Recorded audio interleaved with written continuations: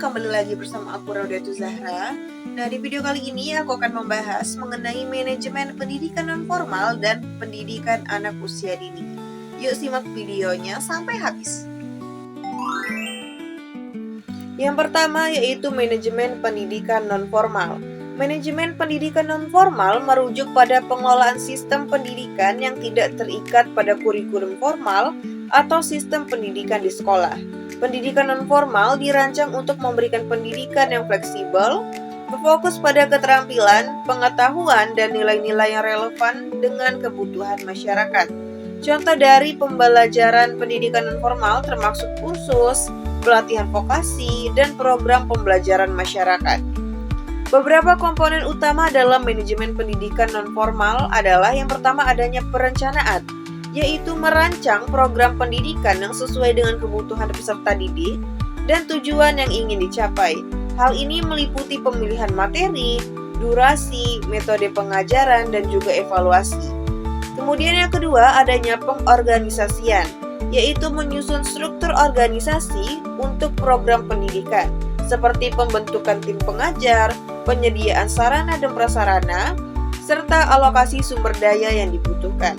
Kemudian yang ketiga adanya pelaksanaan, yaitu menyusun dan melaksanakan kegiatan belajar mengajar secara efektif, termasuk pengelolaan peserta didik, pengajaran yang berbasis pada kebutuhan peserta, serta pengorganisasian tempat dan waktu kegiatan.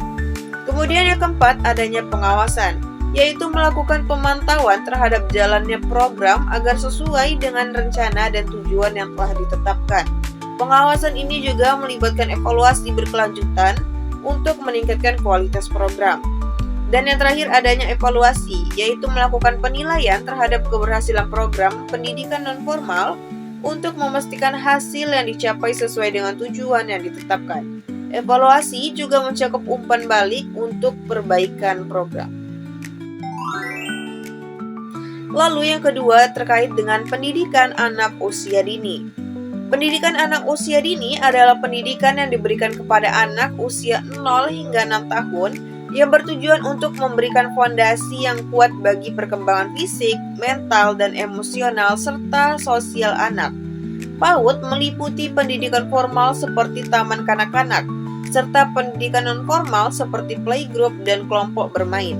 Beberapa aspek penting dalam manajemen PAUD adalah yang pertama adanya perencanaan program PAUD, yaitu mengembangkan kurikulum dan kegiatan pembelajaran yang sesuai dengan tahap perkembangan anak. Hal ini mencakup aspek kognitif, motorik, bahasa, sosial, dan emosional anak yang disesuaikan dengan usia mereka. Lalu yang kedua, pengorganisasian, yaitu menyusun struktur organisasi dan tim pengelola PAUD seperti kepala lembaga, pendidik, dan tenaga kependidikan lain yang terlibat dalam program. Pembagian tugas yang jelas juga penting untuk kelancaran operasional. Lalu yang ketiga adanya pelaksanaan pembelajaran, yaitu menyediakan kegiatan belajar yang menyenangkan dan sesuai dengan karakteristik anak usia dini. Pendekatan yang ditetapkan biasanya berbasis pada bermain sambil belajar untuk merangsang perkembangan anak secara maksimal. Kemudian yang keempat, adanya fasilitas dan sumber daya yang menyediakan sarana dan prasarana yang mendukung perkembangan anak seperti ruang kelas yang aman, nyaman, serta alat peraga yang mendidik dan merangsang kreativitas anak.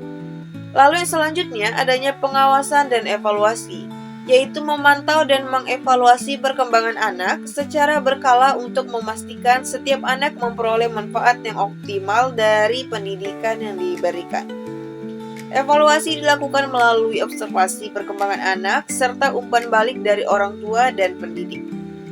Kemudian yang terakhir adanya keterlibatan orang tua. Membangun komunikasi yang baik antara pendidik dan orang tua untuk mendukung perkembangan anak.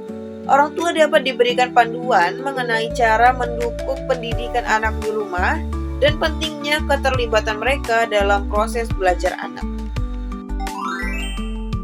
Secara keseluruhan, manajemen PAUD dan pendidikan non-formal memerlukan perencanaan yang matang, pengelolaan yang efisien, serta evaluasi yang berkesinambungan untuk mencapai tujuan pendidikan yang diinginkan.